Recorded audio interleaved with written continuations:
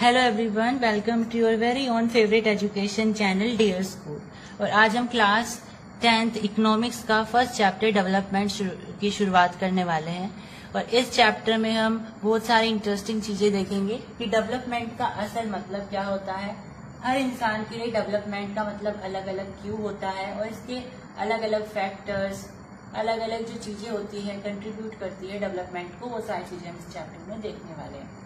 तो इकोनॉमिक्स हमारी class 10th का बहुत इंपॉर्टेंट सब्जेक्ट है क्योंकि हमें सोसाइटी के बारे में बहुत सारी चीजें बताता है। ठीक है, आने वाले चैप्टर्स में आप मनी के बारे में देखेंगे कि मनी जो आज हम आजकल देखते हैं वो हमारे पास कैसे पहुंचती है, पहले इसका क्या था, कैसे एवोल्यूट हुई है, ये सारी चीजें भी हम इसमें देखेंगे। ठीक है, तो बहुत इंटरेस्टिंग है। सबसे पहले कुछ इम्पोर्टेंट चीजें होती हैं जो हमें देखनी होती हैं, जैसे इंडिया की पॉपुलेशन कितनी है। सभी कमेंट सेक्शन में लिखेंगे अगर किसी को पता है तो। इंडिया की पॉपुलेशन, हालांकि रिसेंट डेटा बदलता रहता है, आज कुछ है तो रोज बदलता है वो तो, लेकिन जनरली हम जो काउंट करते हैं वो 138 करोड़ जो पिछले सेंसस के अनुसार हुई थी वो है। आप रिसेंट चेक कर सकते हैं, बाकी आप यही लेकर चल सकते हैं। और यहाँ पे हम लिख भी सकते हैं कि 2011 के सेंसस के अनुसार है। ठीक है, दूसरी बात कि इंडिया की नेशनल इनकम कितनी है। इंडियन नेशनल इनकम, अब हम ये सारी चीजें क्यों जान रहे हैं आपको बहुत जल्दी पता चलेगा चैप्टर के अंदर में, क्योंकि वहां पे बहुत सारी इंपॉर्टेंट चीजें ऐसी हैं जिसमें आपको ये पता करना पड़ेगा। तो हम ये पहले से आपको बता रहे हैं ताकि उस समय पर आपको आसानी हो। अब इंडियन नेशनल इनकम कितनी है, तो ये होती है 147.36 लाख करोड़। ये होती है हमारी इंडियन नेशनल इनकम। अब ये भी बदलती रहेगी, ऐसा तो नहीं है कि आज इतनी इनकम है तो हमेशा यही रहेगी। हो सकता है आज कम हो तो फिर अगले कुछ सालों में बढ़ जाए, है ना। तो क्योंकि इंडिया डेवलप हो रहा है लगातार, तो ऑफ कोर्स ये तो है ही ऑब्वियस कि हमारी जो इनकम है वो लगातार बढ़ रही है। लेकिन ये फिर से वही है कि हमारा ये पुराना डेटा है, रिसेंट आप चेक कर सकते हो, वो बहुत अच्छा होगा। और वहां पे आप ईयर भी ऐसे लिख सकते हो 2000 ये फलाना है। ठीक, अगर आप ईयर लिख देते हो तो फिर उसमें कोई चांस रहेगी नहीं कि आपकी कोई मिस्टेक निकालेगा। Next is developing countries, developed countries और अंडर डेवलप्ड कंट्रीज। तो कंट्रीज अगर हम इकोनॉमी के हिसाब से देखते हैं वो 3 कैटेगरी में डिस्ट्रीब्यूटेड है या कैटेगराइज्ड है। पहली होती है डेवलप्ड कंट्रीज, दूसरी होती है डेवलपिंग कंट्रीज, तीसरी होती है under developed countries. Under develop या अंडर डेवलप्ड, अब देखो इनमें फर्क क्या होता है। डेवलप्ड और डेवलपिंग का मतलब हो सकता है कुछ स्टूडेंट सेम समझे, लेकिन सेम होता नहीं ऑफ कोर्स। ठीक है, क्या फर्क होता है वो देखिए। डेवलप्ड का मतलब होता है ऐसे देश जो विकसित हो चुके हैं, उनमें वो सारी टेक्नोलॉजी आ चुकी है जो हमारे अगर हम भारत के पर्सपेक्टिव से देखें तो इंडिया जो है एक डेवलपिंग कंट्री है, वो अभी भी डेवलप हो रही है, अभी तक डेवलप हुई नहीं है, लगातार डेवलप हो रही है, तो वो डेवलपिंग कंट्री है।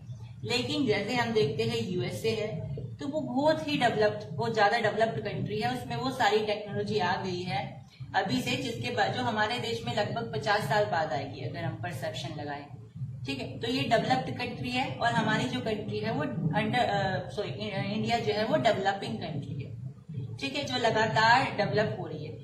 अब अंडर डेवलप का मतलब होता है ऐसी कंट्रीज या ऐसी इकोनॉमीज जो अभी भी डेवलपमेंट उनमें होना स्टार्ट भी नहीं हुआ है, मतलब इतनी ज्यादा पॉवर्टी स्ट्रिकन है या कुछ अदर फैक्टर्स वहां पर हैं जिनकी वजह से हम बोलते हैं कि वो अंडर डेवलप, यानी कि अभी भी वहां पर डेवलपमेंट अच्छे से नहीं होना स्टार्ट।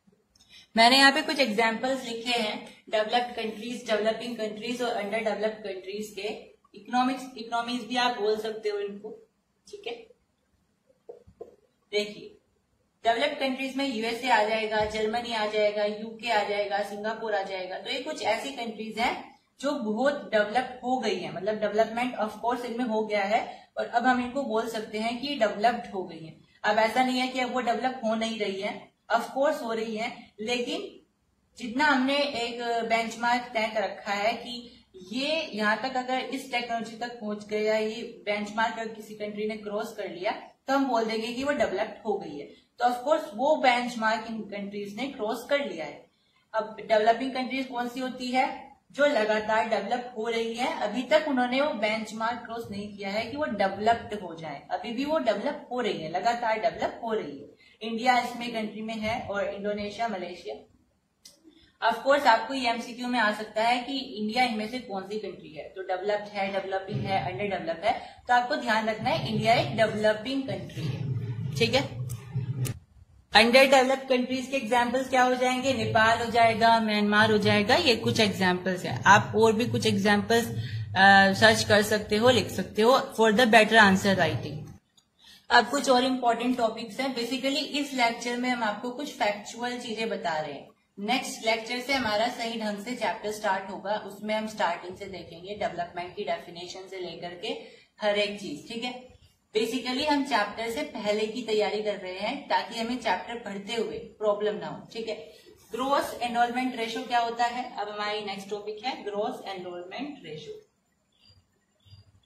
ग्रोस एनरोलमेंट रेशो का मतलब होता है बेसिकली कि हम एजुकेशन सेक्टर में कितने बच्चे हमारे प्राइमरी में पढ़ रहे हैं, कितने बच्चे सेकेंडरी में पढ़ रहे हैं और कितने बच्चे हायर एजुकेशन को एक्वायर कर रहे हैं। तो बेसिकली ये एक ऐसा रेशो होता है जिसमें हम देखते हैं कि प्राइमरी में कितने बच्चे हैं इस टू सेकेंडरी में कितने बच्चे हैं इस टू हायर में कितने बच्चे हैं। तो इसी का रेशो होता है। अब इससे हमें फायदा क्या होता है? गवर्नमेंट ये रेशो क्यों निकालती है?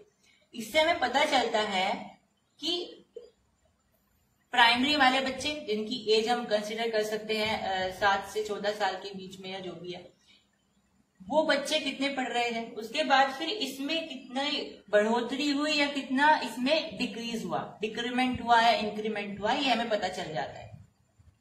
फिर इसमें कितना डिक्रीमेंट हुआ या इंक्रीमेंट हुआ वो हमें पता चल जाता है। तो बेसिकली इससे हमें ये पता चलता है कि धीरे धीरे जैसे जैसे एजुकेशन हायर होती जा रही है, एजुकेशन सेक्टर में डिक्रीमेंट हो रहा है या इंक्रीमेंट हो रहा है। और ऑफकोर्स जनरल केसेस में देखा जाता है कि डिक्रीमेंट ही होता है, ठीक है। तो फिर वो गवर्नमेंट उसके हिसाब से कैंपेन चलाती है, स्कीम्स चलाती है और इस रेशो को ठीक करने की कोशिश करती है। तो बेसिकली एजुकेशन ओरिएंटेड एक रेशो होता है जिसमें हमें पता चलता है कितने बच्चे किस सेक्टर में हैं। अब एक और फैक्चुअल डिटेल है कि इंडिया में लाइफ एक्सपेक्टेंसी कितना है रेट, यानी कि भारत में औसत कितने उम्र तक इंसान जीता है, ठीक है। ऑफ कोर्स ये फिर से सेंसस 2011 का डेटा है, आप रिसेंट डेटा चेक कर सकते हो। लाइफ एक्सपेक्टेंसी रेशो या रेट हम बोल सकते हैं कितना है, ईयर्स के हिसाब से कितना है, तो वो है 62.8 ईयर्स, ठीक है। 62.8 ईयर्स है अगर हम सेंसस 2011 के हिसाब से देखिए। वैसे आपको जरूरत नहीं है रिसेंट चेक करने की। अगर क्वेश्चन आता है तो आप आंसर राइटिंग में यहाँ पे सेंसस 2011 लिख सकते हो ब्रैकेट। वैसे एमसीक्यू में ऐसे ऐसे आते नहीं हो, अगर आपको आंसर राइटिंग में लिखना है तो आप ऐसे लिख सकते हो। एमसीक्यू की टेंशन नहीं लेनी है क्योंकि एमसीक्यू में इस तरह के क्वेश्चन नहीं आते हैं कि रिसेंट डेटा बताइए, ठीक है। नेक्स्ट हमारा टॉपिक है human development VS economic development. चलिए, अब ये दो टर्म्स हैं हमारे, ह्यूमन डेवलपमेंट, इकोनॉमिक डेवलपमेंट। अब ह्यूमन डेवलपमेंट का मतलब क्या है और इकोनॉमिक डेवलपमेंट का मतलब क्या है? बेसिकली अगर मैं इनको शब्दों के अनुसार बताऊं तो ह्यूमन डेवलपमेंट का मतलब है हम इंसानों के अंदर, हम इंसानों में क्या डेवलपमेंट हो रही है और हम इंसानों के विकास के लिए क्या क्या फैक्टर्स, क्या क्या एक्सपेक्टेशन जरूरी है। वही इकोनॉमिक डेवलपमेंट का मतलब होता है देश का विकास। देश का विकास इन द सेंस उसके आर्थिक स्थिति, उसके अर्थशास्त्र का जो विकास होता है वो उस सेंस में। अब बेसिकली इसका मतलब क्या होता है, डिफरेंसेस क्या है दोनों में, वो देख लेते हैं।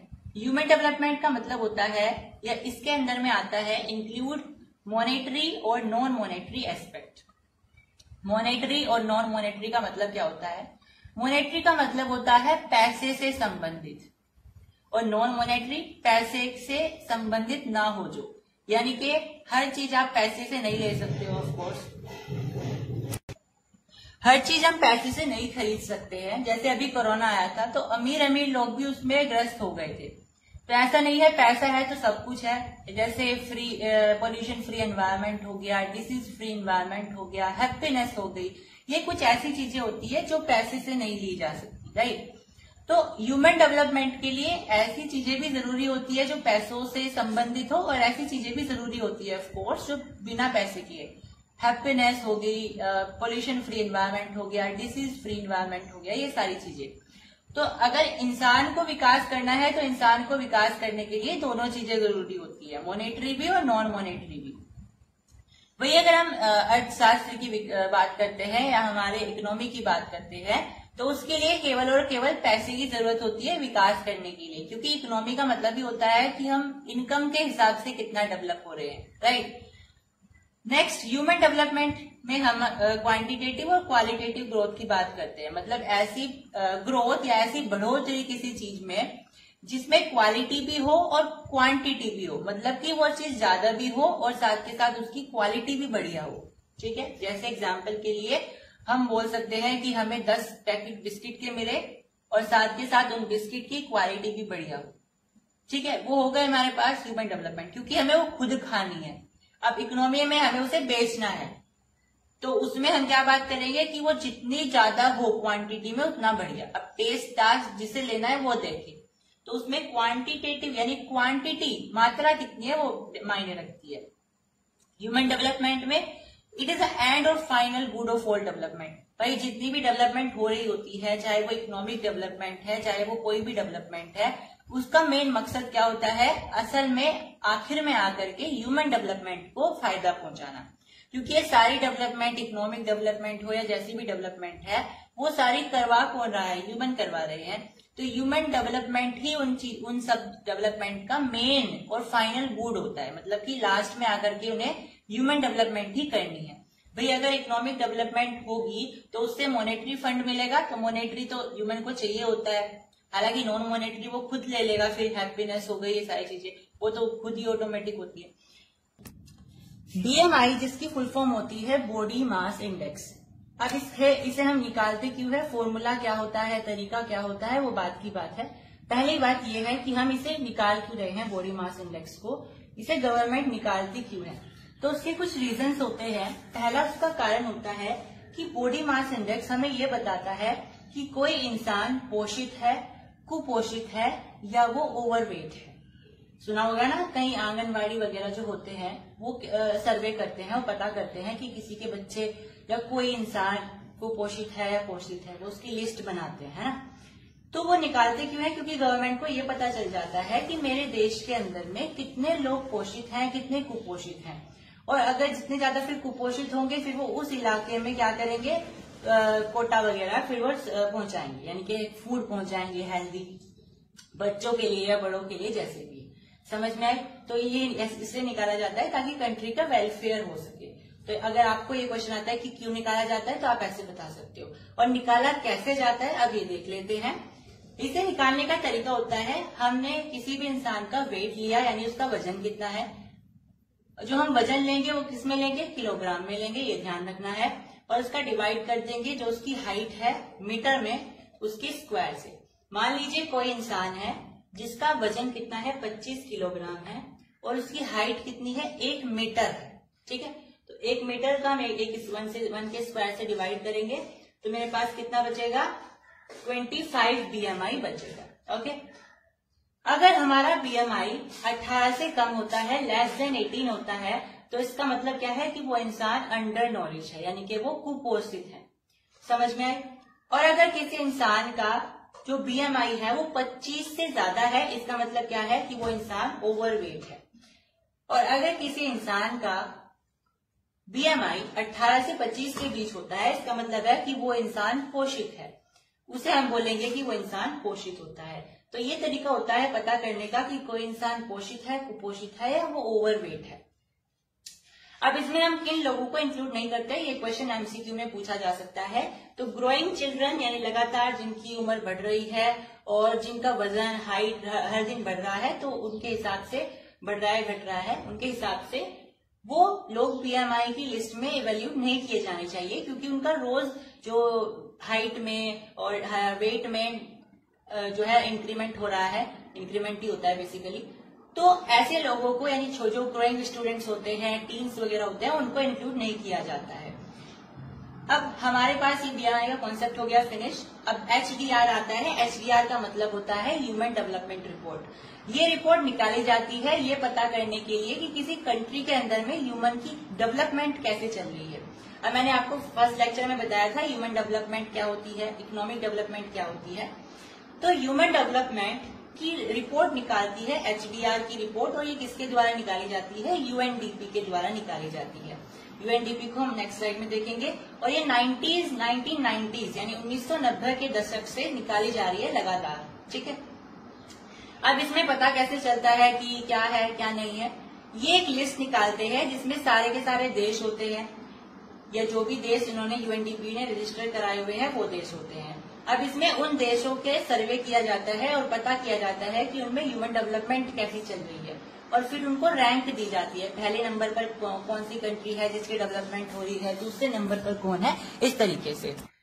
Next topic is UNDP. UNDP की फुल फॉर्म होती है यूनाइटेड नेशन डेवलपमेंट प्रोग्राम। तो एक तरीके का ये प्रोग्राम होता है और वर्ल्ड वाइड होता है, यानी कि इंटरनेशनल लेवल पर होता है, और इसमें अलग अलग देश अपना रजिस्ट्रेशन करवाते हैं। इंडिया भी उनमें से एक देश है, और इंडिया की जो यहाँ पे रिप्रेजेंटेटिव है, परमानेंट रिप्रेजेंटेटिव है, उनका नाम है रुचिरा काम्बोज। और भारत की 131st पोजीशन है एचडीआई में।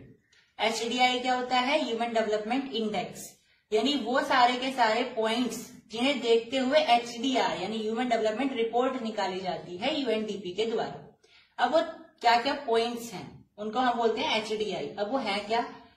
पहला है एजुकेशनल लेवल, यानी कि हम देखेंगे कि कौन सी कंट्री में एजुकेशन का लेवल कितना है, ठीक है। अब ऐसा नहीं है केवल एजुकेशन से होगा, फिर हम हेल्थ स्टेटस भी देखेंगे, और तीसरा तरीका होता है पर कैपिटा इनकम देखने का, यानी पैसा तो देखना ही है, साथ में एजुकेशन लेवल देखो, और साथ में वहां पे रहने वाले कंट्री में रहने वाले लोगों की हेल्थ कैसी है वो भी देखना होता है, ठीक है। तो भारत की 131st पोजीशन है इस लिस्ट में। चलिए अब हम अपने चैप्टर के मेन मुद्दे पर पहुंच गए हैं, जो हमारे चैप्टर का नाम है डेवलपमेंट। हमने बहुत सारी चीजें देखी, इंडिया की पॉपुलेशन क्या है, इंडिया की एवरेज इनकम क्या है, और बहुत सारी चीजें हमने देखी। डेवलपिंग कंट्रीज कौन सी होती है, अंडर डेवलप्ड कंट्रीज कौन सी होती है, डेवलप्ड कंट्रीज कौन सी होती है, और यूएनडीपी क्या है, एचडीआर क्या है, एचडीआई क्या है, बीएमआई क्या है, ये सारी चीजें हमने देखी। लेकिन हमने अब तक अपने चैप्टर का जो नाम है डेवलपमेंट, उसका मतलब ही नहीं देखा है। ऐसा इसलिए क्योंकि अभी तक हमने जो पढ़ा है वो इसलिए पढ़ा है जो हमारे चैप्टर में आगे काम आने वाला है। अब हमें सारी चीजें अच्छे से समझ में आएंगी। अब डेवलपमेंट क्या है? डेवलपमेंट की एक डेफिनेशन बताना बिल्कुल भी पॉसिबल नहीं है। डेवलपमेंट क्या होता है किसी इंसान के लिए कि उसका अगर उसे घर बनवाने हैं तो गवर्नमेंट उसे फ्री में अगर घर बना के दे देगी तो उसका मतलब है कि उस इंसान के लिए वो डेवलपमेंट हो जाएगी। लेकिन अमीर इंसान के लिए तो वो डेवलपमेंट नहीं है, क्योंकि उसके पास तो बहुत पैसा है। अमीर इंसान के लिए क्या डेवलपमेंट होगी कि भाई बीमारियां ना हो हमें, क्योंकि बीमारियां तो सबको हो सकती है ना, तो उसके लिए वो डेवलपमेंट हो जाएगी।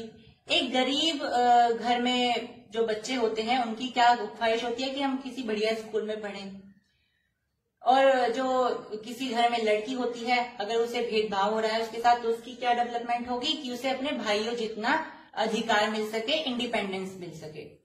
और एक ट्राइबल में रहने वाली वुमेन की क्या डेवलपमेंट होगी कि उसे लकड़ी मिल जाए आग जलाने के लिए, खाना बनाने के लिए कोई हिरन मिल जाए उसे पकड़ के खा लेगी, या कोई सब्जी घास मिल जाए, ये उसके लिए डेवलपमेंट होगी अगर उसे आसानी से मिल जाता है। तो हर इंसान के लिए अलग अलग डेवलपमेंट होती है। तो डेवलपमेंट बेसिकली एक एस्पिरेशन होता है जो कि इंसान को मोटिव करता है, यानी खुश करता है कि हाँ हमें ये चीज आसानी से मिल रही है, अवेलेबल है, तो हमारे लिए ये डेवलपमेंट है। हर इंसान के लिए अलग अलग हो सकती है। अगर हम एग्जाम्पल वाइज समझें, हाउ एस्पिरेशन क्रिएट कॉन्फ्लिक्ट। अब डेवलपमेंट क्या करती है? एस्पिरेशन को क्रिएट करती है। हम क्या समझते हैं कि अगर मैं चाहूं कि यहाँ पे ये चीज बन जाए, पुल बन जाए, और दूसरे लोग चाहते हैं कि यहाँ पे पुल ना बने, तो मेरे लिए तो वो डेवलपमेंट है। लेकिन जो दूसरे लोग हैं वो जो नहीं चाहते हैं कि यहाँ पे पुल बने, उनके लिए वो डेवलपमेंट नहीं है अगर बन रहा है पुल तो दोनों की जो एस्पिरेशन है वो एक दूसरे के अपोजिट है, तो दोनों में क्या होगा, झगड़ा होगा, कॉन्फ्लिक्ट होगा। ऐसा ही यहाँ पे एक एग्जाम्पल है जो कि है नर्मदा रिवर के ऊपर। नर्मदा रिवर पर सरदार सरोवर डैम बनने वाला था गुजरात में। अब वहां पे जो आदि मानव लोग थे, जो जंगलों में रहते थे, उनके जंगल काटने की बात हुई, तो जो लोकल पीपल थे उन्हें बड़ा दुख हुआ कि हमारा जो घर है, हमारा जो शेल्टर है वो इससे डिस्ट्रॉय हो जाएगा अगर यहाँ पे पुल बनाया गया तो। लेकिन जो अर्बन लोग थे वो बड़े खुश थे, उनके लिए इतनी डेवलपमेंट थी क्योंकि डैम बनने से उनके शहर में आसानी से पानी आ पाएगा, पानी की पूर्ति होगी और जो पानी की कमी है उसको हम पूरा कर सकते हैं। उनके लिए इतनी डेवलपमेंट थी, सरकार के लिए भी यही डेवलपमेंट थी क्योंकि ट्राइबल वालों को कौन पूछ रहा है। तो यहाँ पे जो एस्पिरेशंस है वो एक दूसरे के अपोजिट हैं। कोई चाहता है कि हमारे पास यहाँ पे डैम बने और कोई चाहता है कि हमारे पास यहाँ डैम ना बने, तो दोनों की एस्पिरेशन एक दूसरे से अलग है, तो दोनों में क्या हुआ था, झगड़ा हुआ था। तो एस्पिरेशन कॉन्फ्लिक्ट भी क्रिएट कर सकती है, ये बात यहाँ से हमें प्रूफ हो गई। अब हमारे चैप्टर का नेक्स्ट पार्ट है एवरेज इनकम। मैंने आपको बताया था कि हम HDI कैसे निकालते हैं। HDI में एजुकेशन चाहिए होती है, एजुकेशन लेवल क्या है वो देखना पड़ता है, हेल्थ स्टेटस देखना पड़ता है और पर कैपिटा इनकम देखना होता है। अब ये पर कैपिटा इनकम होता क्या है ना। पर कैपिटा इनकम बोल सकते हो या एवरेज इनकम भी बोल सकते हो, एक ही चीज होती है, ठीक है। अब पर कैपिटा इनकम निकालने का तरीका क्या होता है किसी भी कंट्री का, हमें उस कंट्री की टोटल पॉपुलेशन देखनी है और उसकी डिवाइड कर देनी है उस कंट्री की टोटल इनकम से, यानी total population divide by total income हमें क्या दे देगी, पर कैपिटा इनकम या एवरेज इनकम दे देगी। इस तरीके से हम क्या निकालते हैं, किसी कंट्री का पर कैपिटा इनकम या एवरेज इनकम निकालते हैं। तो ये भी एक तरीका होता है HDI में किसी कंट्री को जज करने का, HDR की रिपोर्ट में नंबर 1, नंबर 2, नंबर 3 जो भी पोजीशन देने का, ठीक है।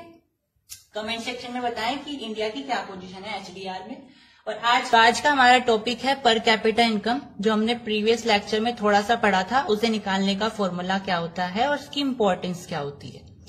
आज हम उसी के बेस पर यह पता करेंगे कि हम किन कंट्रीज को बोलते हैं कि वो अमीर कंट्री हैं, किन कंट्रीज को बोलते हैं कि वो गरीब कंट्रीज हैं, तो वो किस बेसिस पर बताया जाता है वो हम देखने वाले हैं। और यहाँ पे पर कैपिटा इनकम का क्या सिग्निफिकेंस है वो भी हमें पता चलेगा। तो वो सारी की सारी कंट्रीज जिनकी $1 12736 से ज्यादा या इतनी इनकम होती है पर एनम, सालाना इनकम अगर इतनी है या इससे ज्यादा है तो वो कंट्रीज रिच कंट्रीज मानी जाती हैं। और जिन कंट्रीज की जो इनकम होती है वो $10 1045 या उससे कम होती है तो वो गरीब कंट्रीज होती है। अब आगे बढ़ने से पहले ये समझ लेते हैं कि $, ही क्यों हमने ली है यहाँ पे। तो $, को एक तरीके से एक प्रिंसिपल करेंसी मानी जाती है कंपैरिजन के लिए। हिस्ट्री में भी हम देखते हैं कि बहुत सारी करेंसीज में फ्लक्चुएशन हुआ, जैसे पाउंड्स में फ्रांस रेवोल्यूशन आया था तो उससे बहुत ज्यादा वो हुआ था। तो बहुत सारी करेंसीज में क्या हुआ था, फ्लक्चुएशंस देखने को मिली थी। लेकिन $, एक ऐसी करेंसी है, हालांकि इसमें भी हिस्ट्री में कुछ समय के लिए फ्लक्चुएशन आई थी, लेकिन ये ज्यादा समय तक नहीं रही। और $, जो है एक तरीके से प्रिंसिपल और फंडामेंटल करेंसी के रूप में उभर करके आई। तो आज इंटरनेशनली हम इसी के बेसिस पर कंपैरिजन करते हैं। तो हमने ये देखा रिच कंट्रीज होने के लिए इतनी इनकम होनी चाहिए और पुअर कंट्रीज होने के लिए इतनी, इससे कम। अब हमारे मन में क्या सवाल आया है कि भारत क्या गरीब कंट्री है या अमीर कंट्री है। तो इसका जवाब है ना तो भारत एक गरीब देश है ना ही भारत एक अमीर देश है, क्योंकि उसका पर कैपिटा इनकम कितना है, $, 1570 पर एनम। तो ना तो ये गरीब कंट्रीज के उसमें है, उससे तो ये ज्यादा है, और ना ही ये अमीर कंट्रीज है, उससे कम है। तो ये गरीब कंट्री भी नहीं है, ये अमीर कंट्री भी नहीं है, ये बीच में लाई करती है। तो ये मॉडरेट कंट्री मान सकते हैं हम, अकॉर्डिंग टू मनी मॉनेटरी के टर्म्स में हम बोल सकते हैं कि हमारी जो कंट्री है वो मॉडरेट कंट्री है। अब अगर हम इंडियन रुपीज में देखें, इंडियन करेंसी में देखें, तो उसके हिसाब से कौन सी कंट्रीज को हम लो इनकम कंट्री बोलते हैं। तो countries with per capita income of ₹37,000 और लेस, या तो 37,000 से कम हो या उसके बराबर हो, तो हम उन कंट्रीज को बोलेंगे कि वो लो इनकम कंट्रीज हैं। अब देखिए, average income is useful for comparison but also has some disparities. अब ये जो हम सब कुछ बता रहे हैं, हम इतनी बड़ी बात बोल रहे हैं कि ये कंट्रीज अमीर होगी, ये कंट्री गरीब होगी, हमारा भारत देश ना तो गरीब है ना अमीर है, ये जो हम बातें बोल रहे हैं ये किसके बेसिस पर बोल रहे हैं? ये हम पर कैपिटा इनकम के बेसिस पर बोल रहे हैं। लेकिन ऐसा बिल्कुल भी नहीं है कि पर कैपिटा इनकम इतनी अच्छी चीज है। इसके अंदर में कुछ डिस्पैरिटीज भी होती है, इसकी कुछ खामियां भी होती है। तो अब हम वही देखने वाले हैं कि पर कैपिटा इनकम की क्या क्या खामियां होती हैं। डिस्पैरिटीज होती है, हम इस एग्जाम्पल से समझते हैं। सपोज करिए हमारे पास ये एक कंट्री है जिसका नाम है ए और एक कंट्री है जिसका नाम है बी। अब ये मेरे पास दो कंट्रीज हैं और एक जो ए कंट्री है उसके अंदर में मान लीजिए 5 लोग हैं और जो बी कंट्री है उसके अंदर मान लीजिए 2 पीपल हैं, यानी 2 लोग हैं। लेकिन ए जो कंट्री है उसकी मेरे पास अगर एवरेज इनकम निकल करके आती है तो वो 500 निकल करके आती है पर एनम, मान लीजिए एग्जाम्पल ले लेते हैं। और दूसरी जो कंट्री है जिसके अंदर में 2 पीपल हैं उसकी भी पर कैपिटा इनकम 500 निकल करके आती है। अब आप मुझे ये बताइए कि इनमें से कौन सी कंट्री ज्यादा डेवलप्ड है? क्या हम पर कैपिटा इनकम के हिसाब से केवल ये बोल सकते हैं कि ये कंट्री अमीर है, ये कंट्री अमीर है? आप कहने को बोलोगे कि दोनों ही कंट्री इक्वल हैं क्योंकि दोनों का पर कैपिटा इनकम सेम है, लेकिन ऐसा नहीं है। जहाँ पे 5 लोग मिलकर के 500 रुपए कमा रहे हैं वहां पे 2 लोग मिलकर के 500 रुपए कमा रहे हैं। इसका मतलब क्या है कि जो बी कंट्री है इसके लोग ज्यादा पोटेंशियल रखते हैं कि वो 2 लोग मिलकर के 500 रुपए कमा रहे हैं। इसका मतलब क्या है कि एक आदमी 250 रुपए कमा रहा है और पहले का मतलब क्या है कि एक आदमी 100 रुपए कमा रहा है। तो ज्यादा पोटेंशियल किस कंट्री के पीपल में है? बी कंट्री के। तो इसका मतलब कंट्री कौन सी डेवलप्ड है? बी, क्योंकि उनकी हेल्थ अच्छी होगी इसलिए वो उनका पोटेंशियल अच्छा है। तो यहाँ पे जो डेवलप्ड कंट्री है वो बी है, ना कि ए। समझ में आए? तो एवरेज इनकम हमें सब कुछ नहीं बताती। Average income one of the factors हो सकता है कंपैरिजन का, लेकिन ये एक अकेला मेथड नहीं है कंपैरिजन का। मैंने आपको ये पहले भी बताया है, इसलिए मैंने आपको पहले वो सारी बातें बताई थी ताकि आपको आगे चैप्टर में समझ में आए। अब भारत में कौन सा ऐसा राज्य है जो सबसे ऊपर है पर कैपिटा इनकम में? तो हरियाणा 2019 की रिपोर्ट के हिसाब से सबसे नंबर 1 पे है और हो सकता है नई जो एडिशन आया है एनसीईआरटी का उसमें कोई और राज्य हो तो आप उसे चेक कर सकते हो। बाकी अभी आप यही रख सकते हो, बाकी आप ब्रैकेट में डाल भी सकते हो कि 2019 की रिपोर्ट है तो उसमें कोई ऐसा फर्क नहीं पड़ेगा।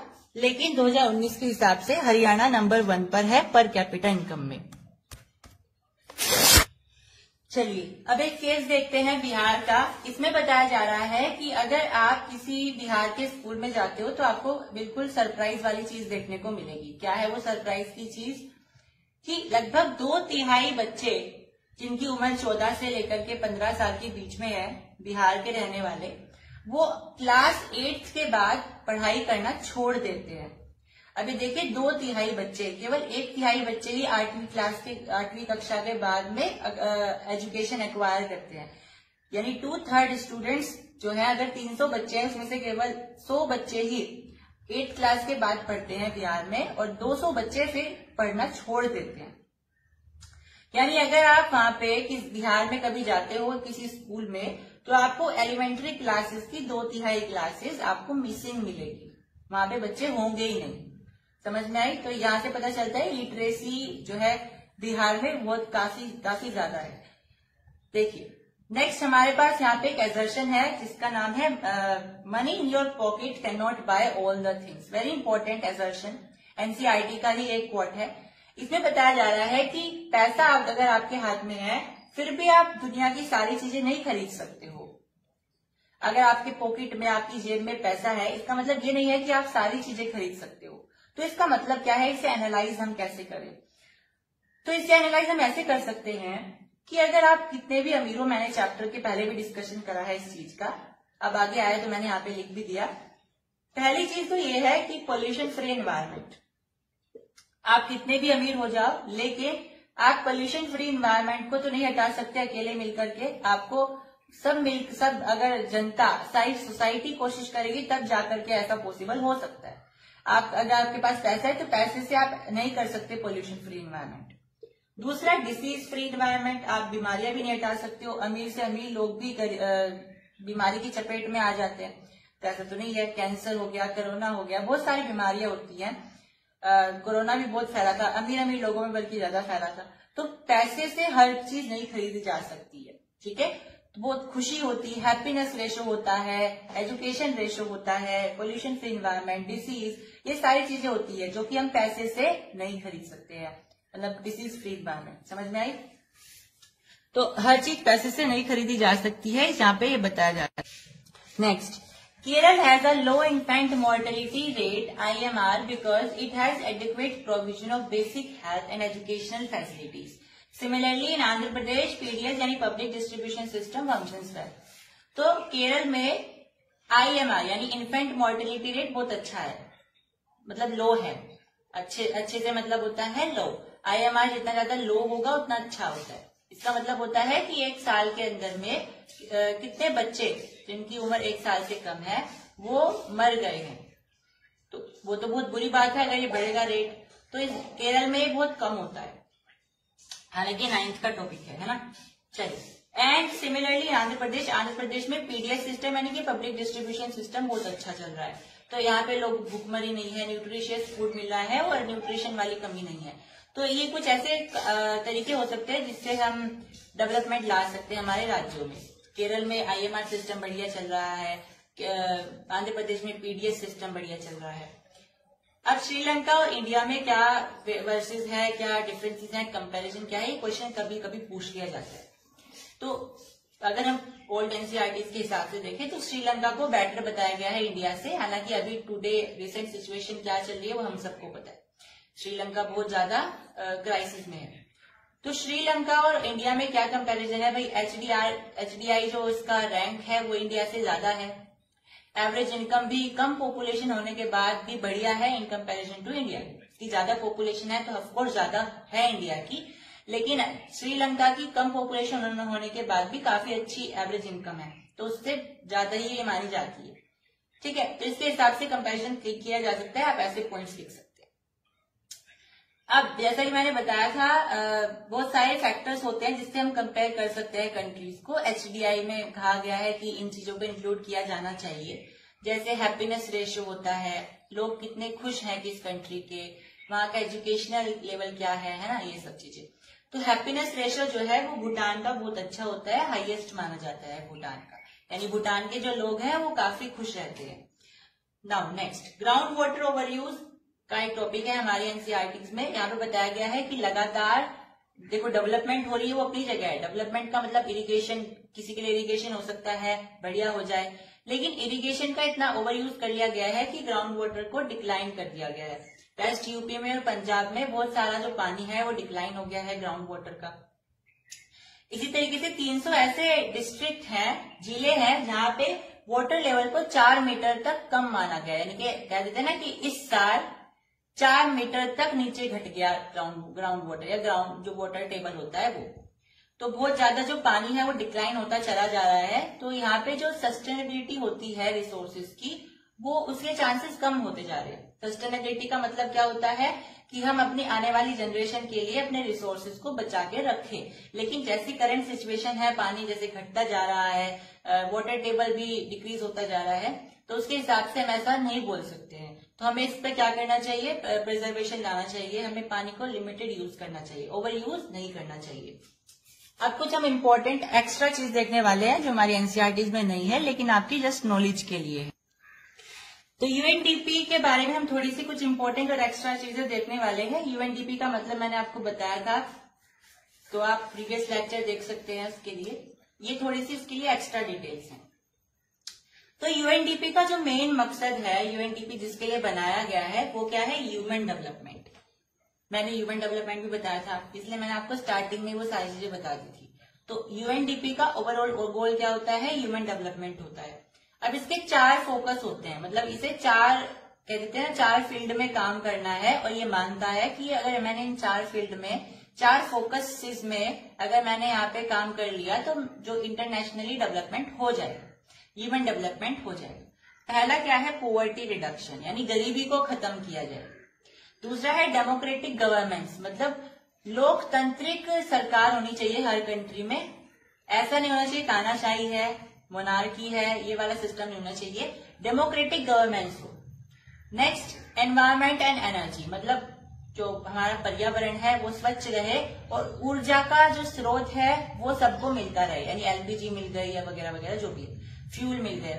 तो एनवायरमेंट और एनर्जी को लेकर के। चौथा है क्राइसिस प्रिवेंशन एंड रिकवरी, जैसे श्रीलंका में भी क्राइसिस चल रही है, तो यूएनडीपी का क्या मकसद है कि क्राइसिस से कंट्रीज को बचाया जाए और फिर उसकी रिकवरी भी कराई जाए कि वो वापस से संभले कैसे, वापस से दोबारा स्टैंड कैसे ले, है ना।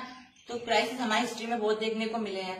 तो यूएनडीपी ने क्या ठानी है कि उसे क्राइसिस की प्रिवेंशन करवानी है कंट्रीज की और उसकी रिकवरी भी करवानी है।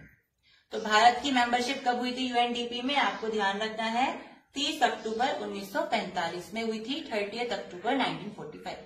तो स्टूडेंट्स इस चैप्टर में इतना ही। अगर आपको कोई डाउट है तो you can write down comment section, I will be responding you very very eagerly and thanks for watching the video. Subscribe dear school, thank you. Hello everyone, और आज हम स्टार्ट करने वाले हैं क्लास 10th इकोनॉमिक्स का chapter number 2, जिसका नाम है sectors of Indian economy. So let's start. सबसे पहले सेक्टर्स हैं क्या? तो हमारी डेवलपमेंट के लिए, हमारी कंट्री की डेवलपमेंट के लिए या हमारी इकोनॉमी की डेवलपमेंट के लिए ऐसे कुछ सेक्टर्स यानी कि ऐसे कुछ खंड होते हैं जहाँ पे हमें काम करना होता है। और ये जो सेक्टर्स होते हैं ये 3 तरीके के होते हैं, मतलब 3 तरीके से हम इनको क्लासिफाई कर सकते हैं। एक होता है प्रोडक्शन के बेसिस पर कि हमारे कंट्री में कितना प्रोडक्शन हो रहा है। एक होता है वर्क कंडीशन के ऊपर कि काम करने की स्थिति क्या है। और तीसरा होता है ओनरशिप, यानी कि सरकार के अंडर में है या प्राइवेट है। तो प्रोडक्शन के 3 हिस्से होते हैं जो हमने 9th में पढ़े हैं, प्राइमरी, सेकेंडरी और टर्शरी। वर्क कंडीशन के हिसाब से यहाँ 2 होते हैं। पहला होता है ऑर्गेनाइज्ड, दूसरा होता है अनऑर्गेनाइज्ड। ऑर्गेनाइज्ड में क्या होता है, हमें प्रॉपर हॉलीडेज मिलेंगी, प्रॉपर हमें ऑर्गेनाइज्ड काम मिलेगा।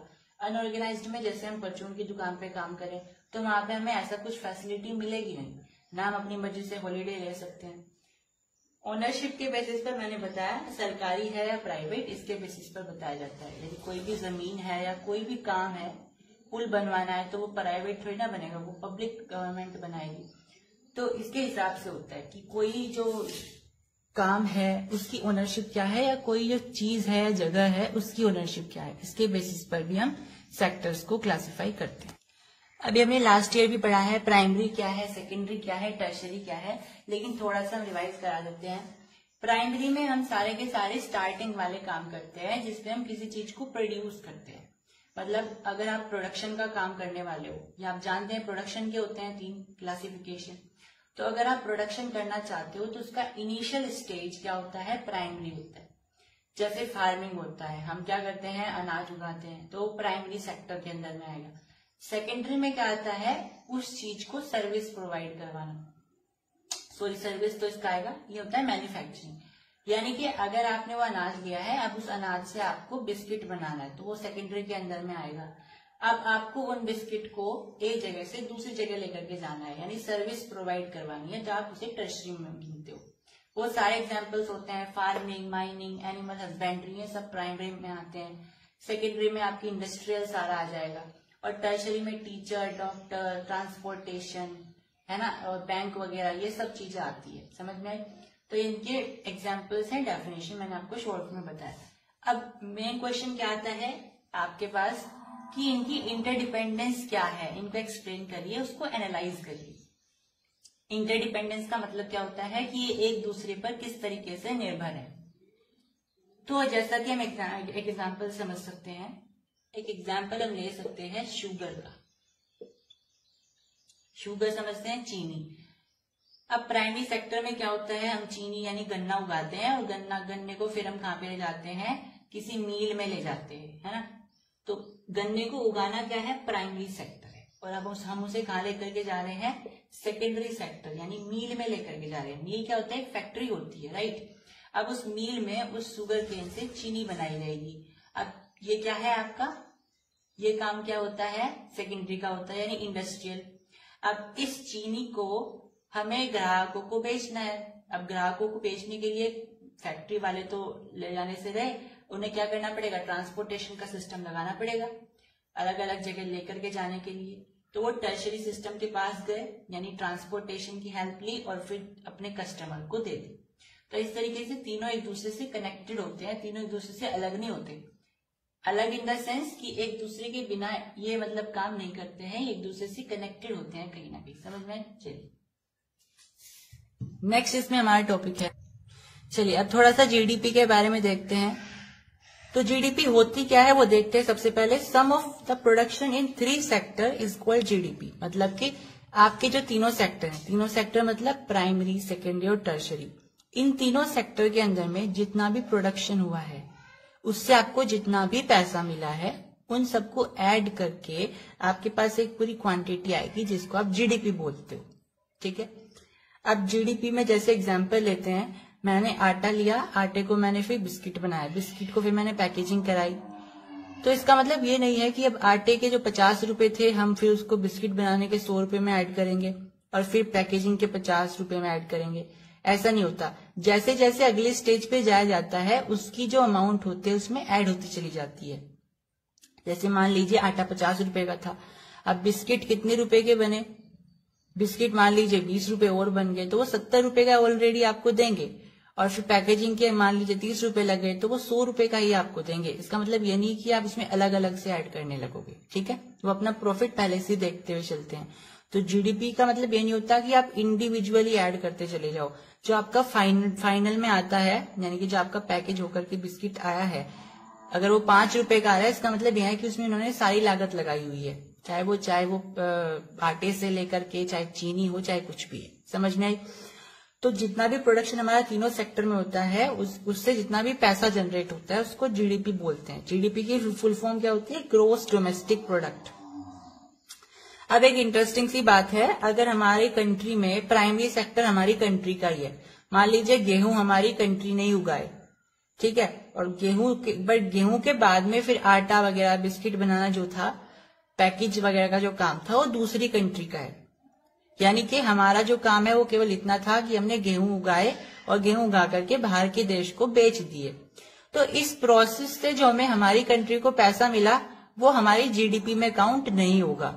तो वो किस में काउंट होगा? वो हमारी नेशनल इनकम में काउंट होगा। इसका मतलब क्या होता है? इससे हम क्या समझे? इससे हम ये समझे कि जीडीपी में हमारी वही क्वांटिटी काउंट होती है जिसमें तीनों के तीनों सेक्टर इन्वॉल्व हों। अगर कोई एक भी सेक्टर उसमें इन्वॉल्व नहीं रहा तो इसका मतलब है कि वो हमारी जीडीपी में अकाउंट नहीं होगी। हालांकि हमने उससे प्रॉफिट कमाया होगा, हमने गेहूं बेचे उन्हें, एटलीस्ट उससे तो हमें पैसा मिला होगा, लेकिन वो जो पैसा होगा वो हमारी जीडीपी में काउंट ना होकर के हमारी नेशनल इनकम में काउंट हो जाएगा। ओके, नेक्स्ट एक इंटरेस्टिंग सा क्वेश्चन है, what was the GDP of our country under the reign of Indira Gandhi? यानी कि इंदिरा गांधी जब हमारी कंट्री पर रूल किया करती थी, उनका जो गवर्नमेंट थी, उस समय हमारी कंट्री का जीडीपी कितना था? तो आपको ध्यान रखना है, इट वाज 500,000। ओके, एक और इंटरेस्टिंग क्वेश्चन है, which sector dominates in our country GDP nowadays? मतलब हमारी कंट्री के जीडीपी में आजकल के दिनों में करंटली कौन सा सेक्टर ज्यादा डोमिनेट कर रहा है? मतलब किस सेक्टर का ज्यादा योगदान है हमारी कंट्री के जीडीपी में को बढ़ाने में, है ना? तो इसका आंसर आएगा टर्शरी सेक्टर। टर्शरी सेक्टर सबसे ज्यादा ग्रो कर रहा है हमारी कंट्री में नाउअडेज, और जीडीपी में सबसे ज्यादा योगदान भी उसी का ही है। ठीक है, अब उसके इतने ज्यादा ग्रो होने के क्या कारण है वो हम आगे देखेंगे। Next, growth of primary sector and tertiary sector drastically give rise to the growth of tertiary sector. अब देखो, जैसे जैसे हमारा सेकेंडरी सेक्टर, जैसे जैसे हमारा प्राइमरी सेक्टर बढ़ेगा वैसे वैसे टर्शरी सेक्टर भी बढ़ता है। एक तो यही कारण हो गया इसका, बाकी कारण हम आगे देखेंगे। क्योंकि जैसे ही हम प्राइमरी सेक्टर बढ़ाते हैं, सेकेंडरी सेक्टर की ग्रोथ को बढ़ाते हैं, हमें टर्शरी सेक्टर की जरूरत पड़ती है। इसकी इंपॉर्टेंस आपने इंटरडिपेंडेंस में देख ली थी कि कैसे एक दूसरे से निर्भर है। तो टर्शरी सेक्टर एक तरीके से इन दोनों सेक्टर को सर्विस प्रोवाइड करवाता है, और इन्हें चाहिए भी, क्योंकि फिर अपना प्रोडक्शन जो इन्होंने किया है उसको बेचेंगे कैसे? तो टर्शरी सेक्टर की इन्हें कहीं ना कहीं जरूरत पड़ती है। तो इन दोनों की अगर ग्रोथ हो रही है, प्राइमरी और सेकेंडरी की, तो हम ये बोल सकते हैं कि ऑटोमेटिकली किसकी ग्रोथ हो जाएगी? टर्शरी सेक्टर की भी ग्रोथ हो जाएगी। Next question, which sector dominates the employment scenario? मतलब कौन सा सेक्टर ऐसा है जिसकी वजह से सबसे ज्यादा एम्प्लॉयमेंट हमारी कंट्री में है। तो सोचो कि टर्शरी सेक्टर होगा क्योंकि वही जीडीपी जनरेट कर रहा है, लेकिन नहीं, प्राइमरी सेक्टर हमारा ऐसा सेक्टर है जो कि सबसे ज्यादा एम्प्लॉयमेंट देता है, क्योंकि इसमें जो लोग हमें दिखाई दे रहे हैं जो एम्प्लॉयड हैं वो भी एम्प्लॉयड नहीं होते हैं। जो कोई अंडर एम्प्लॉय होता है, कोई डिस्गाइज अनएम्प्लॉयड होता है, वो सारे इसमें चीजें होती है। तो बहुत सारी जो भीड़ है वो इस सेक्टर में लगी हुई है, लेकिन इससे इतना पैसा जनरेट नहीं हो पाता क्योंकि बहुत सारे लोग इसमें ऐसे लगे हुए हैं। अगर आपको मान लीजिए एक खेत है जिसके अंदर में हमें प्रोडक्शन अगर करना है तो उसके लिए 5 बंदों की जरूरत है। 5 बंदे उसमें बीज बोएंगे, इरिगेशन करेंगे, सब चीज करेंगे, लेकिन वहां पे 10 लोग लग रहे हैं। तो वो 5 जो एक्स्ट्रा लोग आए हैं वो तो एक्स्ट्रा हो गए, तो वो कहीं ना कहीं अनडिस्गाइज अनएम्प्लॉयड हो गए। हमें दिखाई दे रहे हैं कि वो काम कर रहे हैं, वो एम्प्लॉयड हैं, लेकिन वो कहीं ना कहीं हमारे यूथ के पोटेंशियल की वेस्टेज है, क्योंकि वो 5 जो लोग हैं वो कहीं और काम कर सकते हैं, कोई और से सेक्टर का या कोई और से फील्ड का काम करके उनका प्रोडक्शन बढ़ा सकते हैं, लेकिन वो वहां पर लगे हुए हैं। क्यों? क्योंकि एम्प्लॉयमेंट इतनी कम मिलती है प्राइमरी सेक्टर में कि जहां पे 5 लोग लगे हुए हैं वहां पे 10-10 लोग लगे हुए हैं, क्योंकि और कहीं उन्हें काम नहीं मिल रहा है। तो प्राइमरी सेक्टर में एम्प्लॉयमेंट बहुत ज्यादा है, लेकिन जीडीपी क्यों जनरेट हो रही है कम? क्योंकि तनख्वाह तो फिर उसके हिसाब से ही मिलेगी, उन्हें कम ही कम मिलेगी, भले ही वो 10 भी लगो वहां पे या 20 लगो। तो तनख्वाह क्योंकि कम मिलती है इसलिए जीडीपी भी कम होती है जनरेट। ठीक है, next, how to create more employment. अब इतनी एम्प्लॉयमेंट कम है तो ऐसा क्या किया जाए जिससे ये जो एम्प्लॉयमेंट है इसे बढ़ाया जा सके, यानी बेरोजगारी को कम किया जा सके। इनडायरेक्टली हम ये बोल सकते हैं। तो क्वेश्चन कैसे भी आ सकता है, ये भी आ सकता है कि एम्प्लॉयमेंट कैसे बढ़ाएं या अनएम्प्लॉयमेंट कैसे कम करें। ठीक है, तो अब वही देखेंगे हम कि एम्प्लॉयमेंट को कैसे बढ़ाया जाए। तो यहाँ पे कुछ पॉइंट्स लिखे हुए हैं जो कि कुछ तरीके हैं जिनकी मदद से हम एम्प्लॉयमेंट को बढ़ा सकते हैं। तो यहाँ पे मैं लिखा है how to create more, unemployment नहीं आएगा, यहाँ पे एम्प्लॉयमेंट आएगा। ठीक है, how to reduce more and more unemployment आएगा, तब भी यही क्वेश्चंस में पॉइंट आएंगे। ठीक है, तो पहला क्या है, प्रोवाइडिंग इरिगेशन फैसिलिटीज। अगर हम इरिगेशन फैसिलिटीज प्रोवाइड करते हैं तो हो सकता है एम्प्लॉयमेंट बढ़ जाए। ट्रांसपोर्टेशन, स्टोरेज फैसिलिटीज, इन सब में अगर हम इन्वेस्टमेंट करें, सरकार इन्वेस्टमेंट करे तो हो सकता है एम्प्लॉयमेंट बढ़ जाए। Availability of cheap credit loan. अब अगर आपको कोई बिजनेस स्टार्ट करना है तो आपको लोन चाहिए होता है, तो अगर government cheap credit loan provide कराए तो जो किसान है या जो भी बिजनेसमैन है वो अपना अच्छे से काम कर सकते हैं।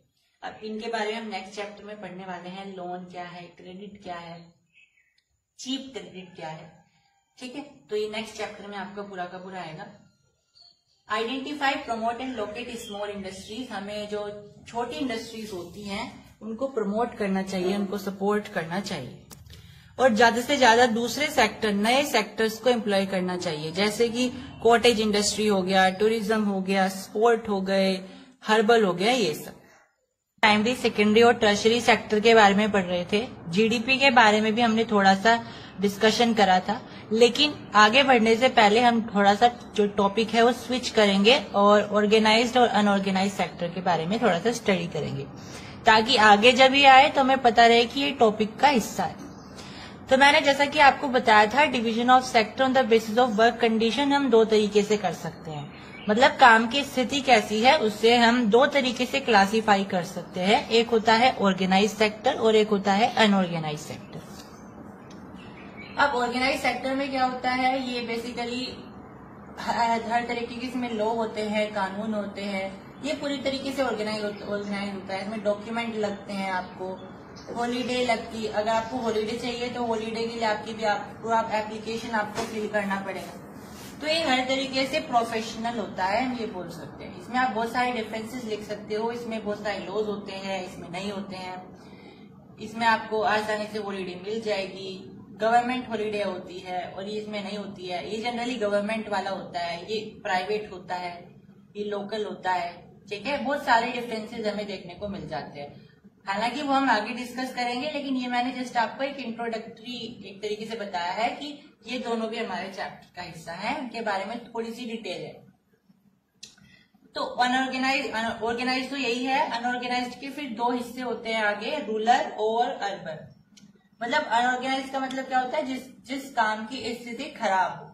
अब वो गांव में भी हो सकती है और शहरी इलाके में भी हो सकती है, अर्बन में भी हो सकती है, रूरल में भी हो सकती है। अब रूरल में इसके एग्जाम्पल क्या है, landless farmer and marginal farmer.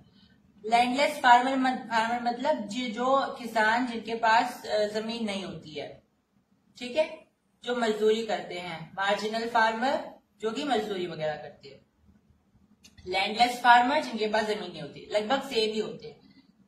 तो इसको हम कैसे बचा सकते हैं, मतलब इस कंडीशन को हम कैसे खत्म कर सकते हैं कि अनऑर्गेनाइज सेक्टर रूरल सेक्टर में कम हो जाए।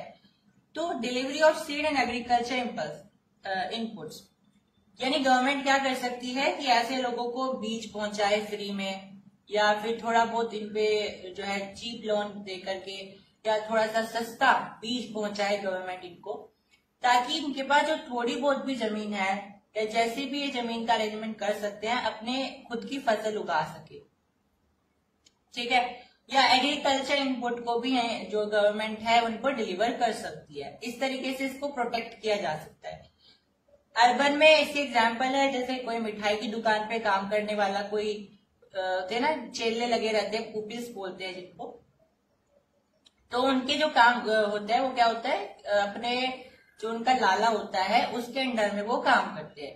अब उनकी मर्जी नहीं है कि वो जब चाहे छुट्टी ले लेंगे। अगर दिवाली आई है तो उनका काम और बढ़ जाएगा, दिवाली पे और मिठाइयां बिकेंगी। तो उनका वो नहीं है कि अगर हॉलीडे है तो हमें छुट्टी मिल जाएगी, बल्कि जब भी कोई फेस्टिव होता है उनका काम और बढ़ जाता है। तो उन्हें उनकी हाथ में नहीं होता कि उन्हें छुट्टी लेनी है नहीं लेनी है, सब किसके हाथ में होता है, उस दुकान के मालिक के। तो ये अनऑर्गेनाइज्ड में आता है। इसके एग्जाम्पल स्वीट वेंडर आ जाएगा, रेड पीकर जो कूड़ा चुगने वाले होते हैं, वो भी किसके अंडर में काम कर रहे होते हैं, अपने ओनर के, जो उनसे काम करवाता है। तो वो भी अपनी मर्जी से नहीं करते, उन्हें करवाया जाता है वो काम, और वो किसी और के कंट्रोल में होते हैं, यानी उनकी जो नौकरी है वो अनऑर्गेनाइज्ड है। समझ में आई। अब गवर्नमेंट इसको कैसे प्रोटेक्ट कर सकती है, तो गवर्नमेंट रॉ मटेरियल को अगर प्रॉपर पहुंचाए हर किसी को, तो लोग क्या कर सकते हैं, अपना उसी चीज को लेकर के काम आगे बढ़ा सकते हैं। यानी रॉ मटेरियल प्रोक्यूरमेंट का काम किया जा सकता है गवर्नमेंट के द्वारा इस चीज को लेकर के। चलिए, अब हमारे मन में एक सवाल आता है कि जीडीपी को काउंट कौन करता है, क्योंकि मैंने बताया था जीडीपी किस तरीके से काउंट की जाती है।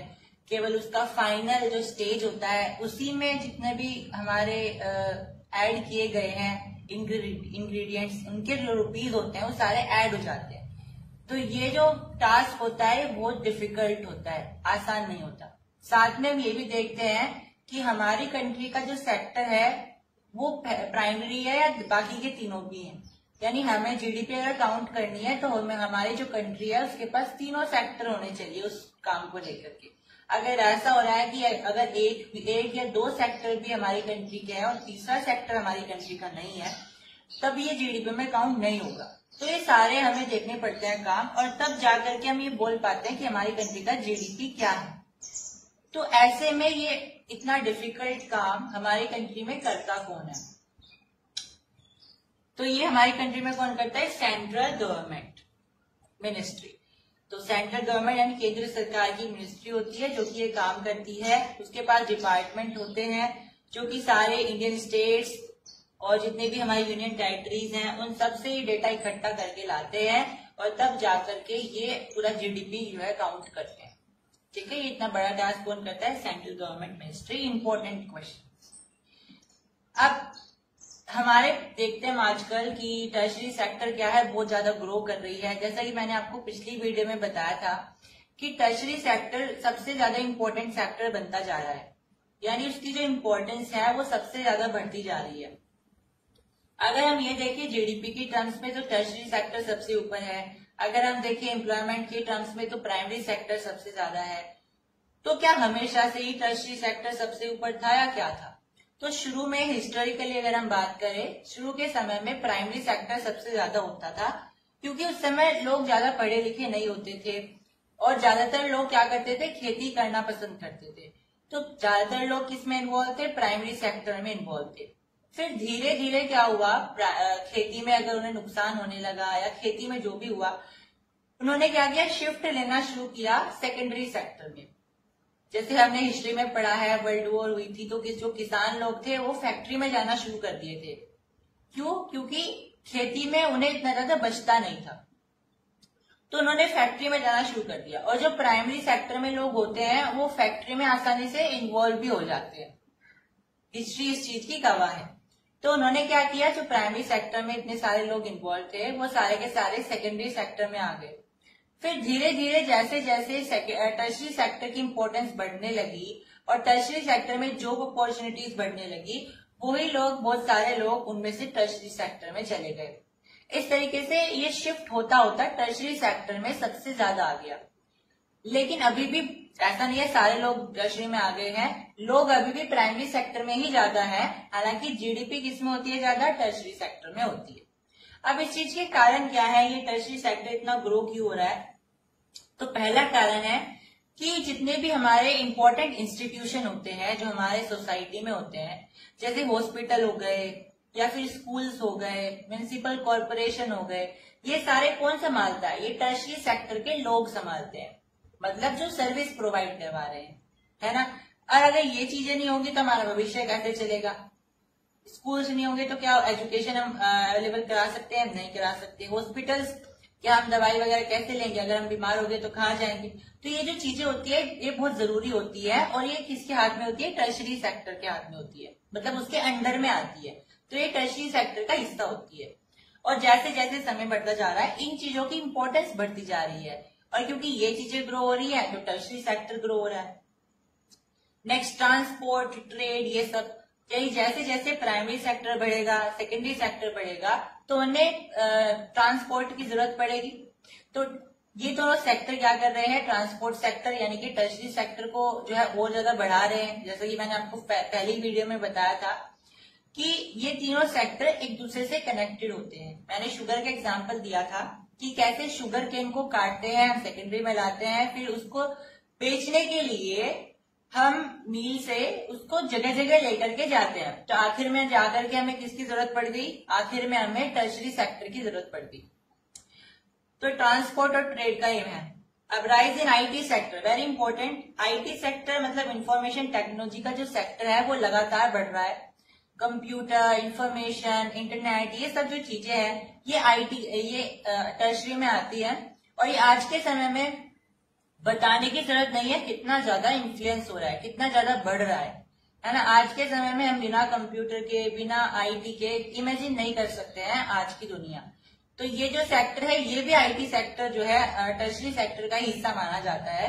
तो क्योंकि ये ग्रो कर रहा है तो टर्शरी सेक्टर ग्रो हो रहा है, और ये बहुत सारी जॉब अपॉर्चुनिटीज भी लेकर के आता है। साथ में टूरिज्म हो गया, क्राफ्ट इंडस्ट्री हो गई, स्मॉल स्केल इंडस्ट्रीज हो गई, ये जो सारी की सारी सर्विस प्रोवाइडिंग इंडस्ट्रीज होती है ये भी हमारी टर्शरी सेक्टर के अंडर में आती है, और ये लगातार ग्रो हो रही है। ठीक है, एडवेंचर वाली इंडस्ट्रीज होती है, पहाड़ों पे एडवेंचर करना, राफ्टिंग वगैरह करना, ये भी हमारा टर्शरी सेक्टर में आता है। Next, national sample survey organisation NSSO is the organization under the Ministry of Statistics, Planning and Program Implementation of by Government of India। इसका मतलब क्या है? NSSO एक ऑर्गेनाइजेशन है जिसकी फुल फॉर्म क्या है? National sample survey organisation. मतलब एक तरीके की ये ऑर्गेनाइजेशन है जो कि सर्वे करती है, जो भी गवर्नमेंट को रिजल्ट चाहिए, स्टेटिस्टिक्स चाहिए जिस भी चीज का, उस चीज के लिए सर्वे करती है। मिनिस्ट्री ऑफ स्टैटिक्स के लिए, प्लानिंग के लिए, प्रोग्राम इम्प्लीमेंटेशन के लिए, इन चीजों के लिए।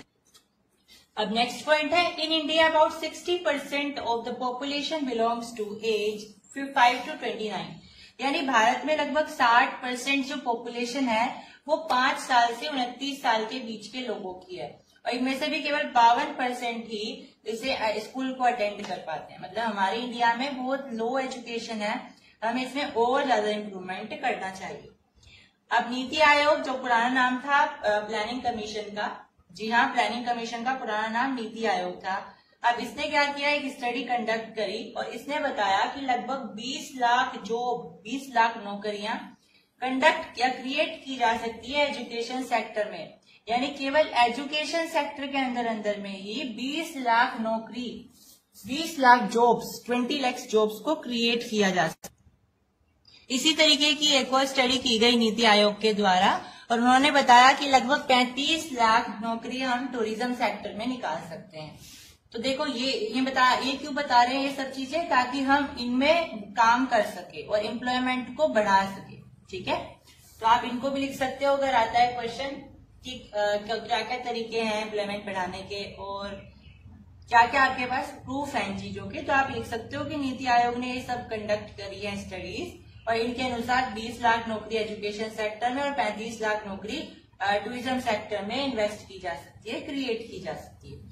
अब प्लानिंग कमीशन या नीति आयोग हमारे इंडिया में बना कब था? 15 मार्च 1950 में बना था, ये आपको ध्यान रखना है। नेक्स्ट वेरी इंपॉर्टेंट मनरेगा के बारे में आपको पता होना चाहिए। MGNREGA है। The central government in India make a law implementing right to work in about 625 districts. भारत की जो गवर्नमेंट थी, सेंट्रल गवर्नमेंट, केंद्रीय सरकार, उन्होंने क्या निश्चय किया कि हम भारत में 625 जिलों में राइट टू वर्क को लेकर के कानून बनाएंगे। राइट टू वर्क मतलब सभी को काम करने का अधिकार है, मतलब कोई भी बेरोजगार ना रहे, सभी को काम करने का अधिकार है। इस वाक्य को लेकर के उन्होंने ये सब चीजें कही। ये बेसिकली एक फंडामेंटल राइट होता है जो कि हमारे संविधान में लिखा हुआ है। तो उन्होंने इस चीज को लेकर के ये कानून बनाया था और ये 625 जिलों में बनाया गया था इंडिया के। इसकी फुल फॉर्म क्या होती है? Mahatma Gandhi national rural employment guarantee act 2005 में ये लॉन्च हुआ था। इसका एम क्या था, मकसद क्या था? रूरल इंडिया में सबसे पहले तो नौकरियां जो है अवेलेबल करवाना, क्योंकि रूरल इंडिया में मेनली जो है प्राइमरी सेक्टर पर निर्भर होते हैं लोग। तो उनका मकसद था कि वहां पे जॉब अपॉर्चुनिटी लेकर के आना, जॉब डाइवर्सिटी लेकर के आना, क्योंकि ज्यादातर तो प्राइमरी सेक्टर पे ही है। तो वो चाहते थे कि यहाँ पे डाइवर्सिटी आए नौकरियों की। दूसरा, वहां पे जो लोग जो काम करना चाहते हैं वहां पे नौकरी उनको मिल जाए। जो लोग काम करना चाहते हैं उनको काम मिले, ताकि पोटेंशियल बेकार ना हो ह्यूमन रिसोर्स का। नेक्स्ट, अगर गवर्नमेंट फेल हो जाती है उसे देने में, काम देने में, तो गवर्नमेंट पैसे फिर भी देगी। मतलब रजिस्ट्रेशन जब करा लेगी और रजिस्ट्रेशन कराने के बाद भी अगर गवर्नमेंट फेल हो जाती है वर्क देने में, किसी रजिस्ट्रेशन करा लिया है, तो गवर्नमेंट उसको फिर भी पैसे देगी, वेजेस देगी। अब इसमें एक कॉन्सेप्ट आता है जॉब कार्ड्स का, जो कि रजिस्ट्रेशन के लिए लगता है। जो गांव में ग्राम सभाएं होती है, ये सब लोगों को जिसको भी रजिस्ट्रेशन करवाना है मनरेगा में, उनको जॉब कार्ड देती है। और जॉब कार्ड एक तरीके से रजिस्ट्रेशन का एक फॉर्म होता है, ठीक है, जो इशू होता है फिर वहां पे जाकर के और फिर उनको नौकरियां मिल जाती है। Employment opportunity in the organized sector have been expanding very slowly. It is common to find many organized sector. They adopt some strategies to evade taxes and refuse follow laws that protect laborer. And since 1990s, it is very common to see large number of workers losing their jobs in the organized sector. इस चीज का मतलब क्या है कि लगातार unorganised sector बढ़ता जा रहा है और ऑर्गेनाइज सेक्टर में जो जॉब्स हैं वो कम होती जा रही है। अब ऐसा हो क्यों रहा है? क्योंकि अनऑर्गेनाइज सेक्टर में सरकार ज्यादा दखल अंदाजी नहीं करती है, तो इसीलिए उसमें कानून नहीं होते हैं। वो लोग अपनी मर्जी से जो उन्हें करना है वो करते हैं। तो इसलिए अनऑर्गेनाइज सेक्टर ज्यादा बढ़ रहा है, क्योंकि वहां पे उन्हें आजादी होती है हर तरीके से अपने कानून बनाने की और सरकार उन्हें ज्यादा दखल अंदाज भी नहीं करती है। Nearly 80% of rural household in India are small and marginal farmer category. तो लगभग 80% जो गांव में रहने वाले जो लोग होते हैं उनमें से 80% छोटे और मार्जिनल फार्मर की कैटेगरी में आते हैं। ये एमसीक्यू में आ सकता है क्वेश्चन। गवर्नमेंट रेज, अब देखो गवर्नमेंट टैक्स क्यों लेती है ना, ये हमारे मन में सवाल आता है। तो government raise money through taxes and other ways to meet expenses on the services rendered by it. यानी गवर्नमेंट अपने खर्चे चलाने के लिए, अपने खर्चे मतलब जैसे उसे ब्रिज बनवाना है, तो ब्रिज बनाने के लिए गवर्नमेंट कहाँ से पैसा लाएगी? तो ये जो हमारे से टैक्स लिए जाते हैं जो इनकम टैक्स कटता है या अलग अलग तरीके के जो भी टैक्स कटते हैं, उन सबका जो पैसा होता है वही लगता है उसमें। नहीं तो गवर्नमेंट कहाँ से लाएगी? गवर्नमेंट की तो खुद भी सैलरी 70,000 के आसपास होती है, तो उनके पास वो अपनी सैलरी नहीं लगाते इसमें। ये जो पूरा का पूरा बजट तैयार होता है, और ये बजट कहाँ से आता है? टैक्स से और बाकी जितने भी तरीके होते हैं जिससे गवर्नमेंट पैसे इकट्ठा करती है लोगों से, उन सब से आता है। So we are given with the differences between public and private sector. Public sector को गवर्नमेंट चलाती है, हम सब जानते हैं। प्राइवेट सेक्टर को प्राइवेट इंडिविजुअल्स चलाते हैं, ठीक है, पहला डिफरेंस। दूसरा डिफरेंस है कि इनके मोटिव क्या होते हैं, मतलब ये सेक्टर क्यों चल रहे हैं। तो पब्लिक सेक्टर क्यों चल रहा है, इसका क्या मकसद है? तो इसका मकसद है पब्लिक वेलफेयर, मतलब कि जो समाज है उसका भला किया जाए, उसकी सेवा की जाए, उसको सर्विस प्रोवाइड की जाए, उसका वेलफेयर किया जाए। लेकिन प्राइवेट सेक्टर जो चलता है, उन्हें पैसा कमाना है, प्रॉफिट जनरेट करना है, प्रॉफिट मेकिंग का उनका मेनली मकसद होता है, हम बोल सकते हैं एम होता है या ऑब्जेक्टिव होता है। थर्ड है, ये रिवेन्यू कहाँ से जनरेट करते हैं अपना? तो पब्लिक सेक्टर टैक्स से, पेनाल्टी से, इन सब से जनरेट करता है अपना रिवेन्यू। लेकिन प्राइवेट सेक्टर शेयर्स करके, इशू शेयर्स, डिबेंचर्स, और बाय टेकिंग लोन्स लेकर के, शेयर्स इशू करके, इन सब तरीकों से वो अपना रिवेन्यू जनरेट करता है। इसमें पब्लिक सेक्टर में बहुत सारे लॉज एप्लीकेबल होते हैं, जैसे फॉरेस्ट लॉ हो गया, बहुत सारे लॉज होते हैं, ये सारे लॉ इसमें लगते हैं। लेकिन प्राइवेट सेक्टर में कुछ लॉ लगते भी हैं, नहीं भी लगते हैं, वो डिपेंड करता है इंडिविजुअल पर, जो इंडिविजुअल उस कंपनी को या उस सेक्टर को चला रहा है, तो ये डिपेंड करता है। तो मे और मे नॉट बी। एग्जाम्पल्स क्या क्या है? तो पब्लिक सेक्टर के एग्जाम्पल्स हो गए रेलवे, पोस्ट ऑफिस एक्सेट्रा, और इसके एग्जाम्पल हो गए प्राइवेट सेक्टर के टिस्को, RIL, ये सब। तो आपको ध्यान रखना है इनके एग्जाम्पल्स और ये differences. So here we are on the last slide. Here the differences between organised and unorganised sector. तो organised sector gives us regular employment, इसमें रेगुलर एम्प्लॉयमेंट होती है। लेकिन अनऑर्गेनाइज्ड सेक्टर में ऐसी कोई गारंटी नहीं होती है कि हमें रेगुलरिटी में काम मिलेगा, लेकिन ऑर्गेनाइज्ड सेक्टर हमें ऐसी गारंटी देता है। ये गवर्नमेंट के द्वारा रजिस्टर्ड होते हैं, लेकिन अनऑर्गेनाइज्ड सेक्टर गवर्नमेंट कंट्रोल में नहीं होते हैं, उनके द्वारा रजिस्टर्ड नहीं होते हैं। इनमें कुछ रूल्स एंड रेगुलेशन भी होती है जिनको गवर्नमेंट बनाती है और कानून के अनुसार होते हैं। लेकिन इसमें रूल्स एंड रेगुलेशन होते हैं, लेकिन जनरली ऐसा होता है कि उन्हें स्ट्रिक्टली फॉलो नहीं किया जाता है। इसमें सारे के सारे फॉर्मल प्रोसेसर्स होते हैं, जितने भी प्रोसेसर्स हैं काम करने के या जैसे भी। लेकिन अनऑर्गेनाइज में फॉर्मल प्रोसेस नहीं होते हैं, हम इनफॉर्मल नहीं बोल सकते हैं, हम बोल सकते हैं नो फॉर्मल प्रोसेस। फॉर्मल नहीं होते हैं जनरली, ये जनरल केस है। ऐसा होता है कहीं कहीं, और अनऑर्गेनाइज सेक्टर भी बहुत अच्छे से काम कर रहा है, लेकिन जनरल केस में क्या होता है कि वो फॉर्मल प्रोसेस से काम नहीं करते हैं। एग्जाम्पल क्या है? गवर्नमेंट टीचर हो गया ऑर्गेनाइज्ड का एग्जाम्पल, और एक आदमी जो कि मिठाई की दुकान पे काम कर रहा है, वो एग्जाम्पल हो गया अनऑर्गेनाइज्ड का। तो आज हमारा लेसन होता है complete. So subscribe dear school, bye.